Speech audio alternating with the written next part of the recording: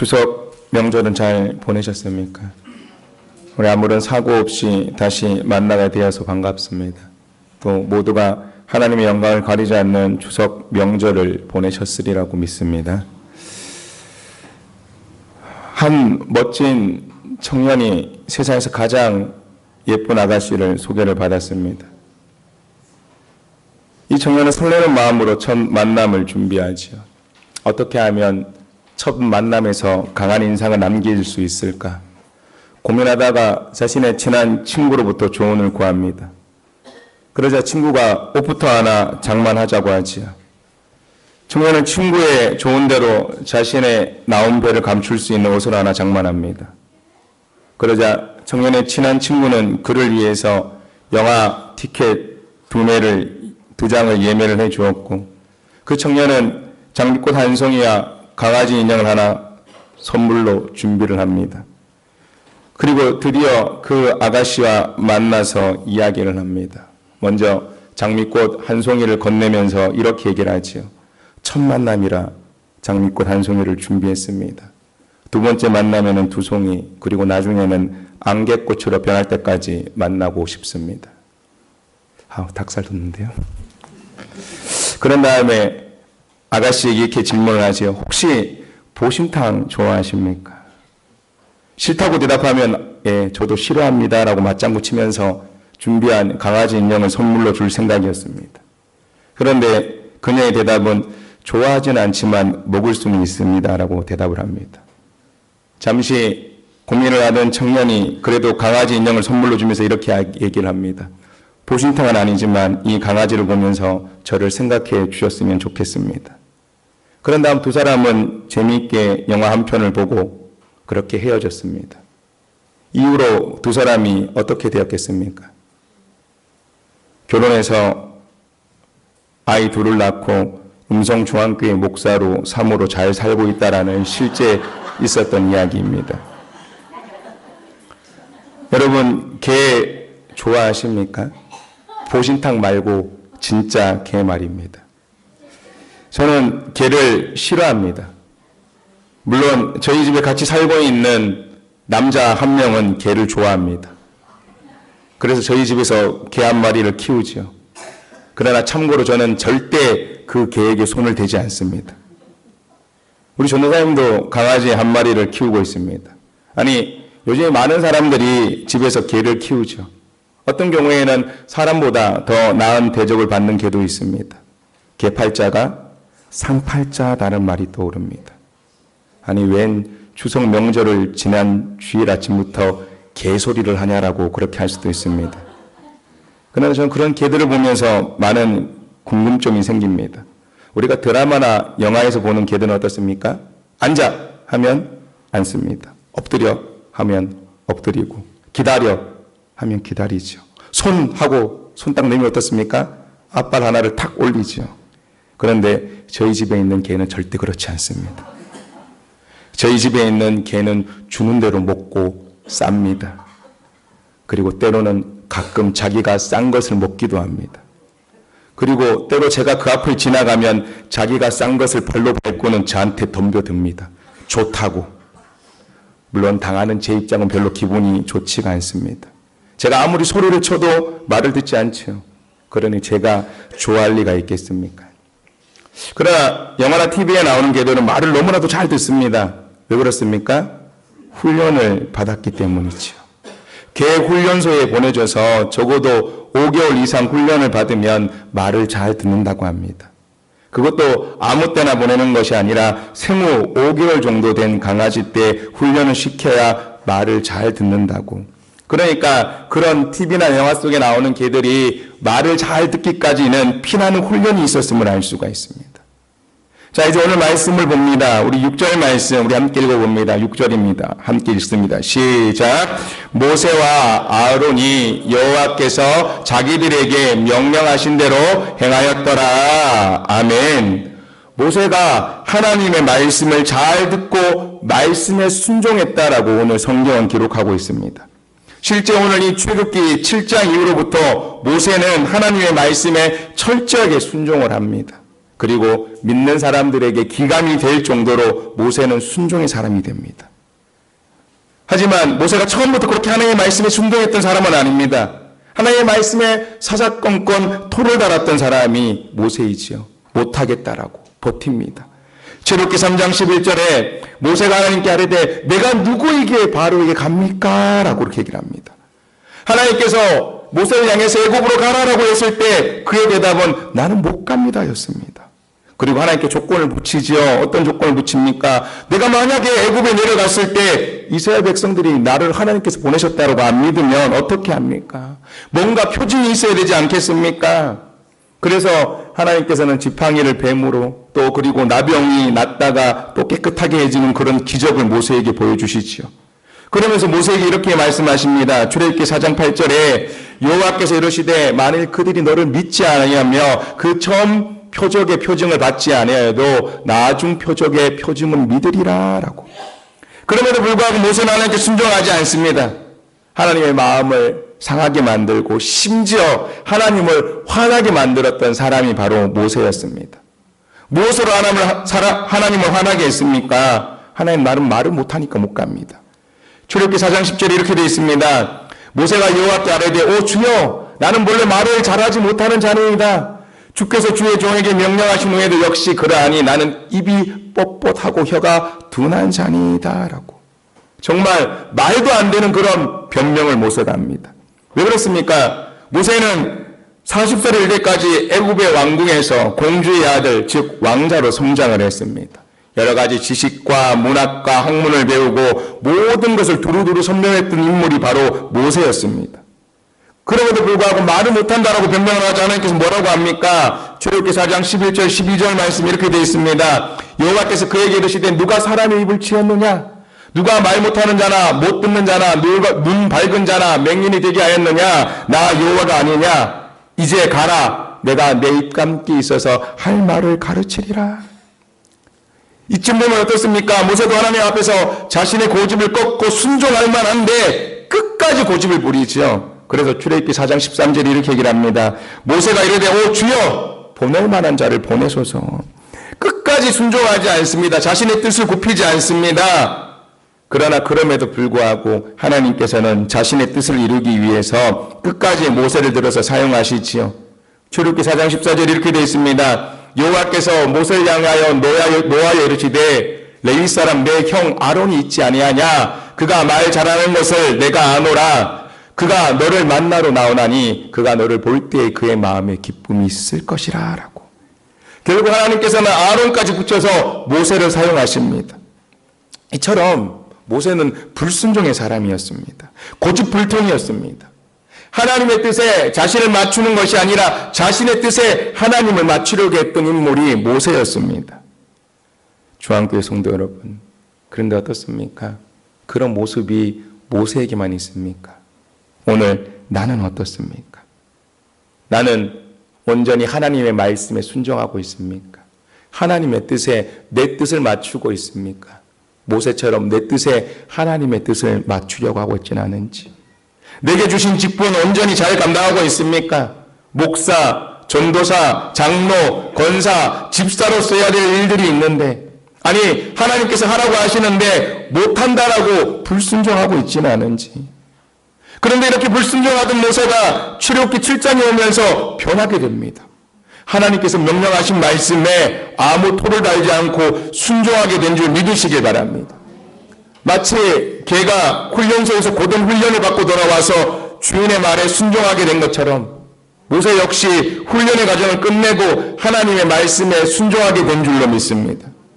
이렇게 볼 때 오늘 보면 6절 말씀은 드디어 모세가 순종의 사람이 되었다라는 그런 선언과도 같은 말씀입니다. 그렇다면 모세가 왜 지금까지 하나님께 순종하지 못했을까요? 도대체 무엇이 그의 순종을 가로막았을까요? 가장 먼저 자격에 대한 오해가 있었기 때문입니다. 따라서 합니다. 자격에 대한 오해. 출애굽기 3장 10절에 이렇게 되어 있습니다. 이제 내가 너를 바로에게 보내어 너에게 내 백성 이스라엘 자손을 애굽에서 인도하여 내게 하리라 라고. 하나님께서 모세에게 명령을 내렸습니다. 애굽 사람을 죽이고 살인자가 되어서 광야에서 40년을 숨어 지내며 살았을 때 하나님께서는 그때 모세에게 나타나서 호렙산에서 모세를 부르시고 그에게 명령을 내리십니다. 그러나 그 명령의 대답은 노였습니다. 아닙니다. 출애굽기 3장 11절 말씀 한 번 더 봅니다. 함께 읽습니다. 시작. 모세가 하나님께 아뢰되 내가 누구이기에 바로에게 가며 이스라엘 자손을 애굽에서 인도하여 내리까? 하나님의 말씀에 하나님의 명령에 한마디로 나는 갈 수 없다라고 대답을 합니다. 왜 그렇게 대답합니까? 나에게는 자격이 없다라는 말이죠. 사실 모세의 말이 틀린 것이 아닙니다. 모세는 히브리인이었습니다. 그런데 어떻습니까? 어려서부터 바로의 공주의 아들로 왕자로서 왕궁에서 자랐습니다. 물론 은밀하게 어머니로부터 신앙교육을 받았지만 그가 받은 정식 교육은 애굽의 왕족 교육이었습니다. 40년은 어떻습니까? 애굽에서 왕족으로 성장을 합니다. 그런 모세를 가리켜서 이스라엘 백성이라고 할 수 있을까요? 그뿐만이 아니지요. 그 이후 40년은 어떻습니까? 미디안 광야에서 미디안 족속과 함께 살아갑니다. 미디안 여인과 결혼해서 아이도 낳고 가정을 이루며 살았습니다. 미디안 종교를 따르며 미디안식의 삶을 살았습니다. 그런 모세를 가리켜서 이스라엘 백성이라고 할 수 있겠습니까? 80년 동안 40년은 애굽 사람으로 40년은 미디안 사람으로 인간의 눈으로 볼 때 이스라엘 백성이 아닌 그가 이스라엘 백성들 앞에 서서 하나님의 말씀을 전할 수 있겠습니까? 이스라엘 백성이 지도자가 되어서 장정만 60만 명이 넘는 그 많은 사람들을 이끌고 애굽에서 탈출해 나올 수가 있겠습니까? 이 사실을 너무나도 잘 알았기 때문에 모세는 하나님의 부르심에 나는 자격이 없습니다. 그래서 갈 수 없습니다라고 오늘 거절했던 것이죠. 그런데 오늘 우리도 모세처럼 생각할 때가 많이 있다는 것입니다. 하나님의 일을 할 때 나름대로 기준을 들어서 스스로 포기합니다. 내가 예수 믿은 지 얼마 안 돼서요. 내가 평신도 해서. 나는 아직 남편도 구원시키지 못했는데 나는 기도도 제대로 할 줄 모르는데 이처럼 자기 나름대로 설정해 놓은 정해 놓은 그 자격 기준 때문에 하나님의 부르심을 듣지 못하는 경우가 많이 있습니다. 또는 이와 반대로 어떻습니까? 나름대로 기준을 세워서 나는 할 수 있다라고 그렇게 생각하는 사람도 있습니다. 내가 우리 교회에서 믿음 생활한 지가 제일 오래됐으니까 나는 다른 사람들보다 많은 은사가 있으니까 내가 목사인데 내가 장로인데 내가 권사인데 자기 나름대로 정해놓은 그 자격 기준 때문에 하나님께서 부르셨다라고 착각하는 경우도 많이 있습니다. 그러나 이 모든 것들은 어떻습니까? 다 내 기준일 뿐입니다. 중요한 사실은 하나님의 기준과 내 기준은 다르다라는 것을 깨달으시길 바랍니다. 다윗은 들에서 양을 치던 목동이었습니다. 어디로 살펴봐도 왕이 될 수 있는 자격이 없었습니다.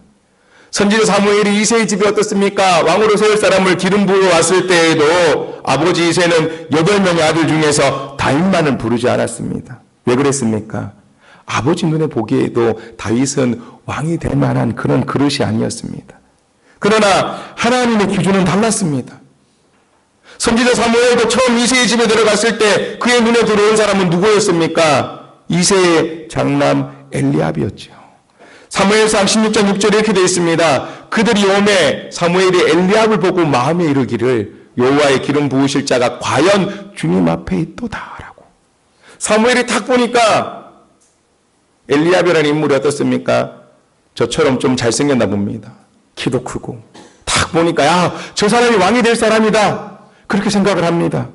그러나 이에 대한 하나님의 생각은 무엇이었습니까? 사무엘상 16장 7절 말씀 우리 함께 있습니다. 시작. 여호와께서 사무엘에게 이르시되 그의 용모와 키를 보지 말라. 내가 이미 그를 보렸노라. 내가 보는 것은 사람과 같지 아니하니 사람은 외모를 보거니와 나 여호와는 중심을 보노니라 하시더라. 아멘.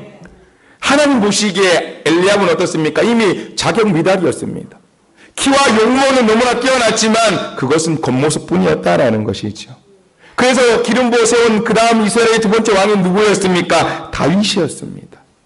그래서 다윗은 어떻습니까? 하나님의 부르심 앞에 이렇게 대답을 하죠. 사무엘하 7장 18절에 이렇게 되어 있습니다. 다윗 왕이 여호와 앞에 들어가서 앉아서 이르되 주 여호와여 나는 누구이오며 내 집은 무엇이기에 나를 여기까지 이르게 하셨나이까? 라고.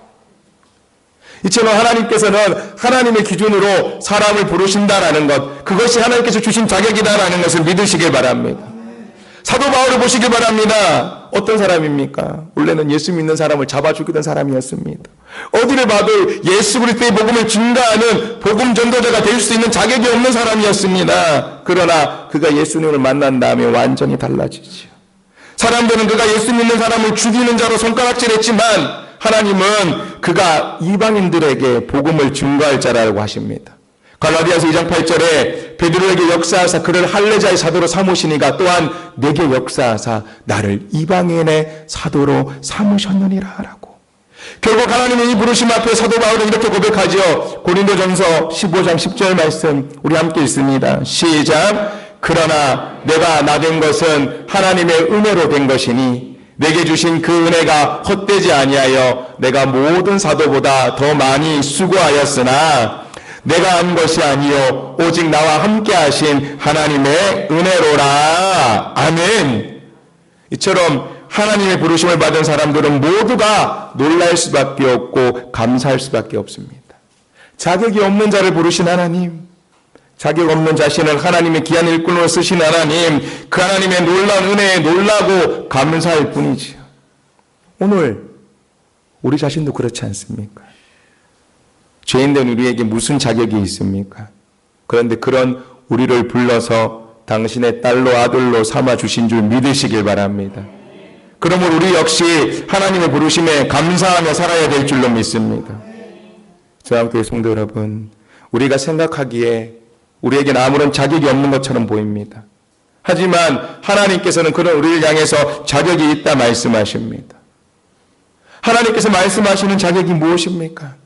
출애굽기 3장 말씀을 보면 모세는 하나님 앞에서 자신은 갈 수 없다라고, 나는 알 수 없다라고, 나는 안 됩니다, 나는 자격이 없습니다라고 핑계하고 있습니다. 그러나 하나님은 그 핑계에 대해서 대답을 하시지요. 그리고 그 대답 안에서 우리는 하나님께서 생각하시는 자격을 찾을 수가 있습니다. 하나님께서 생각하시는 자격은 첫째, 하나님께서 보내셨다입니다.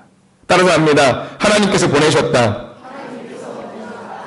출애굽기 3장 13절을 보면 모세가 하나님께 이런 핑계를 댑니다. 모세가 하나님께 아뢰되 내가 이스라엘 자손에게 가서 이르기를 너희의 조상의 하나님이 나를 너희에게 보내셨다 하면 그들이 내게 묻기를 그의 이름이 무엇이냐 하리니 내가 무엇이라고 그들에게 말합니까? 하나님, 내가 가는데 백성들이 물어보면 누가 나를 보내셨다라고 얘기합니까? 그때 하나님께서 대답을 하시죠.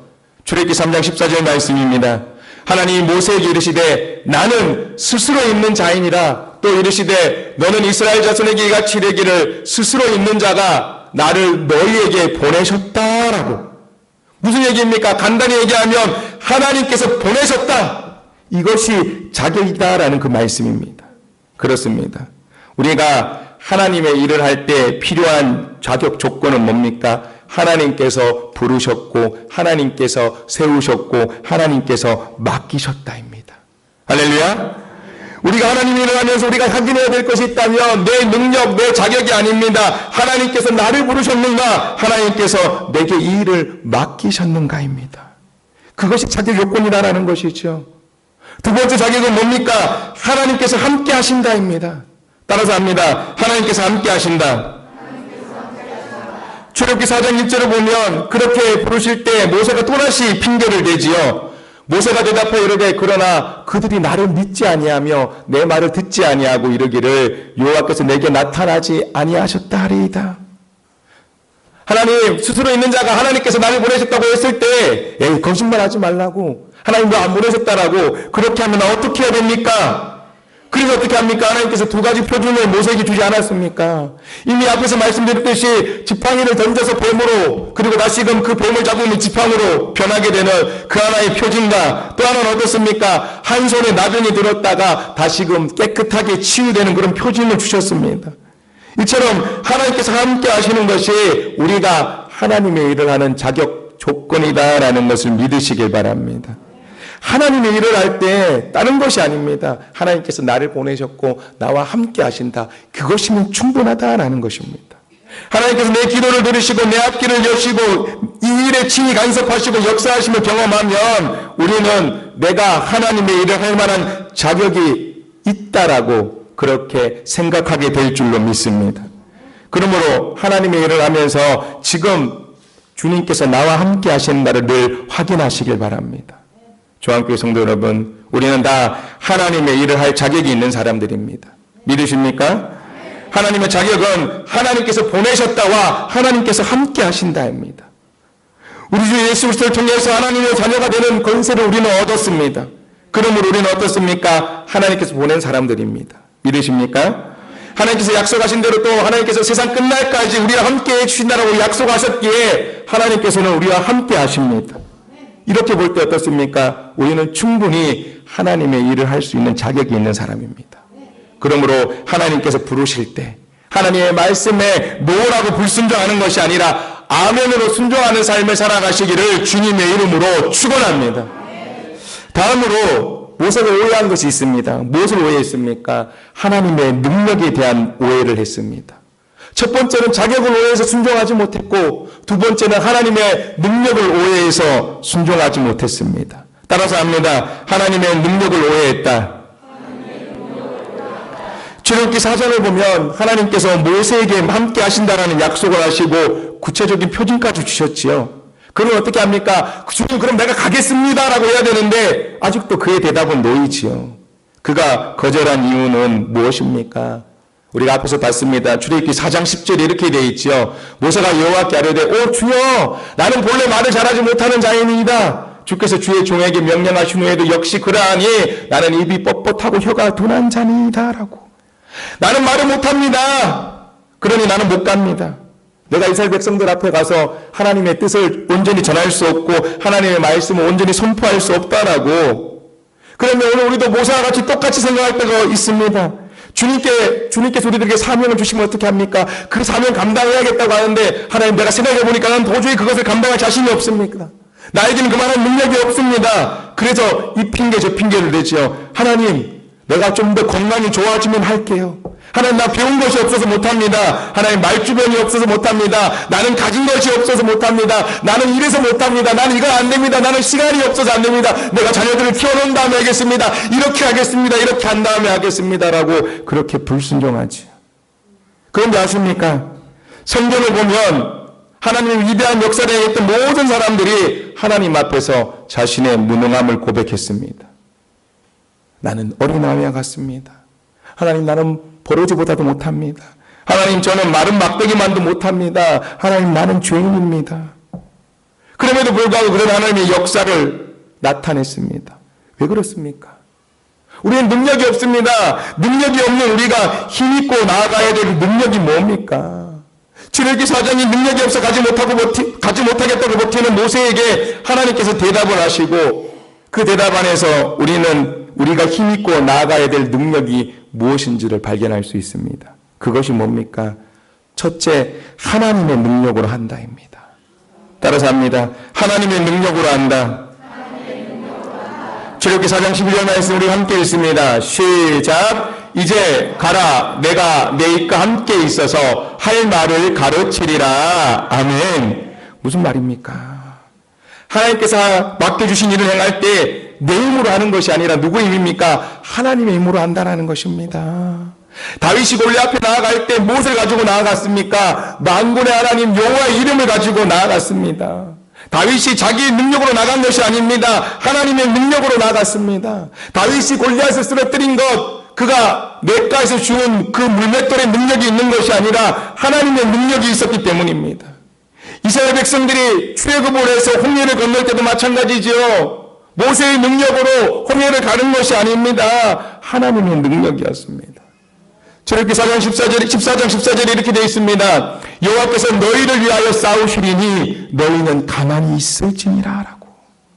그러므로 우리가 하나님께서 맡기신 일을 감당할 때 우리의 힘으로 하는 것이 아니고 하나님의 힘으로 한다라는 것을 깨달으시길 바랍니다. 둘째는 하나님께서 채우신다입니다. 따라서 합니다. 하나님께서 채우신다.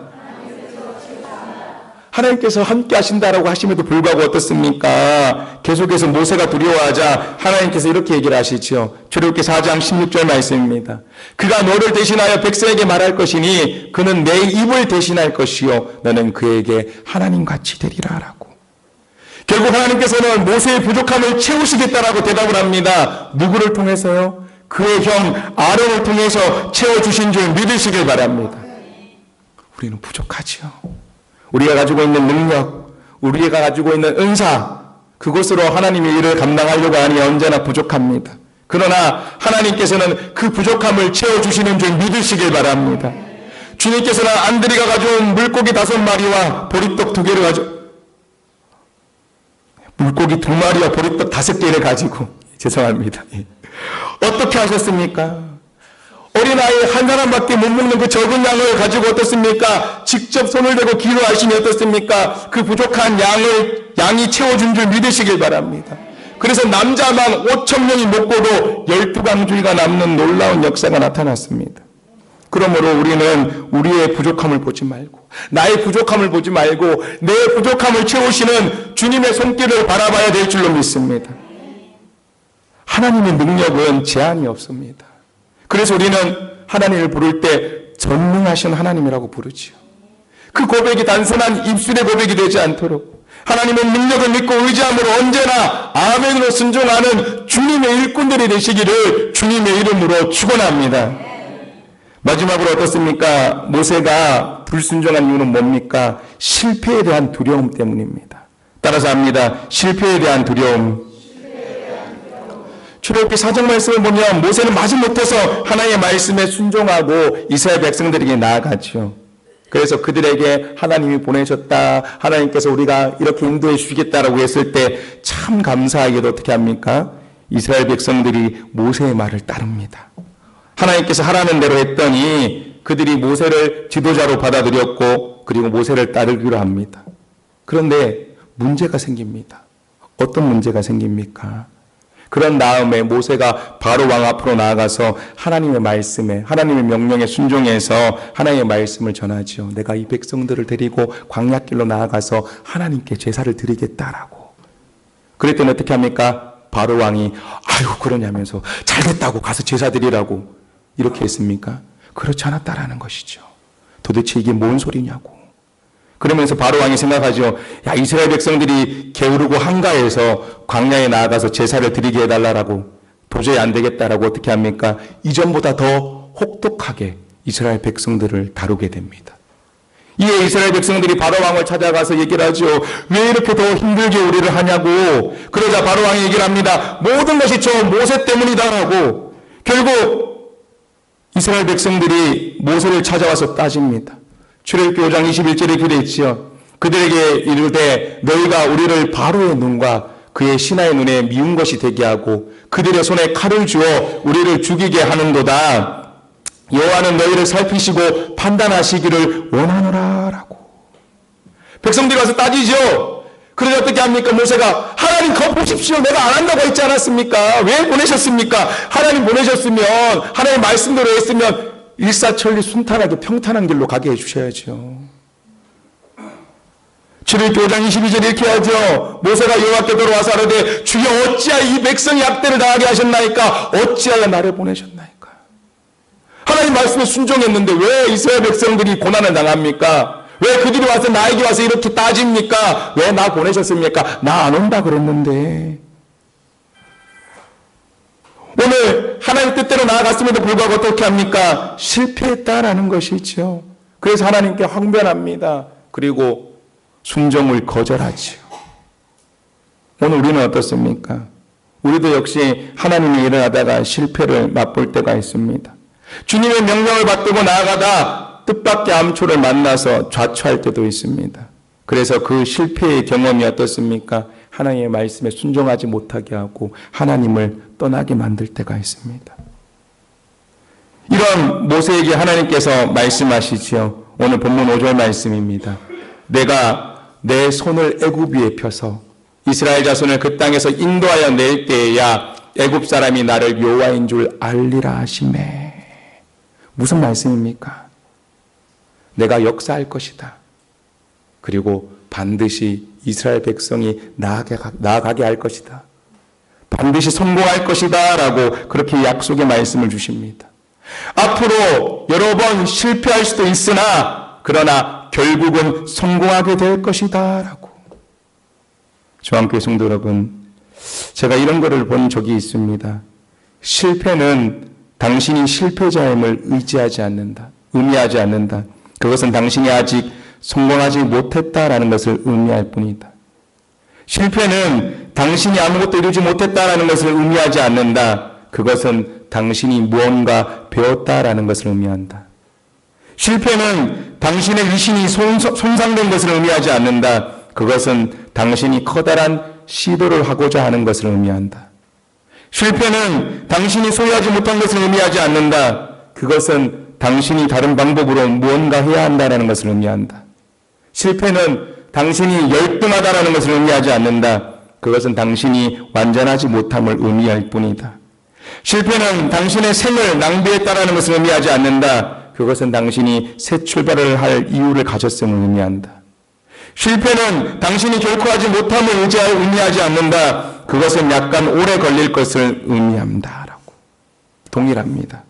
우리가 하나님의 일을 할 때 실패를 두려워하지 마시길 바랍니다. 결국은 성공할 것을 믿고 순종하시기를 주님의 이름으로 축원합니다. 우리는 현재의 승리를 바라보는 사람이 아니라 최후의 승리를 바라보는 사람입니다. 믿으십니까? 순간의 실패를 듣고 최후의 승리를 향해서 나아가야 될 사람들입니다. 그래서 결국 최후의 승리를 얻는 사람들이 바로 우리 자신이다라는 것을 믿으시길 바랍니다. 그렇기 때문에 실패를 두려워하지 마십시오. 특별히 하나님의 일을 할 때 실패할 것을 두려워하지 마십시오. 그 모든 것을 이루시는 분은 하나님이십니다. 하나님께 맡기면 성공하게 될 줄 믿고 하나님의 말씀에 순종하시기를 주님의 이름으로 축원합니다. 주님께 성도 여러분, 이제 오늘 말씀을 정리하려고 합니다. 우리가 하나님의 말씀을 듣고도 순종하지 못할 때가 있습니다. 왜 그렇습니까? 자격에 대한 오해와 능력에 대한 오해, 그리고 실패에 대한 두려움이 순종을 가로막기 때문입니다. 바라기는 하나님의 훈련을 통해서 이 모든 것을 극복하시길 바랍니다. 온전한 예배를 드림으로 인해서, 더 깊은 기도를 통해서, 더 말씀을 많이 읽고 묵상함으로 인해서 하나님의 말씀에 온전히 순종해 보십시오. 그래서 하나님께서 명령하시는 대로 행할 수 있는 순종의 사람들로 거듭나시길 바랍니다. 그렇게 할 때 하나님의 놀라운 은혜와 하나님의 놀라운 축복이 여러분의 삶 가운데 풍성하게 차고 넘치게 될 줄로 믿습니다. 그와 같은 은혜를 누리며 살아가시는 순종의 사람들이 되시기를 주님의 이름으로 축원합니다. 기도합니다. 참 좋으신 하나님, 감사를 드립니다. 오늘 하나님의 귀한 말씀 앞에 저희들 다시금 섭니다. 저희들 지금까지 얼마나 순종하며 살아왔습니까? 하나님, 진실로 저희들이 하나님께 모든 것을 맡기고 나아갈 수 있도록 저희들 지금까지 자격에 대한 오해, 능력에 대한 오해, 그리고 실패에 대한 두려움으로 인해서 온전히 순종하지 못했음을 고백합니다. 예배를 통해서, 기도를 통해서, 말씀을 통해서 그 모든 것들을 다 이겨내고 주님 말씀하시면 아멘으로 순종하며 살아갈 수 있는 저희 모두가 될 수 있도록 하여 주시옵소서. 온전한 순종을 통해서 하나님을 더 기쁘시게 해드리고 그로 인해서 하나님께서 부어주시는 놀라운 은혜와 사랑을 저희들 누리며 살아갈 수 있도록 성령께서 저희들을 붙잡아 주시옵시고 이끌어 주시옵소서. 예수님의 이름으로 기도드리옵나이다. 아멘.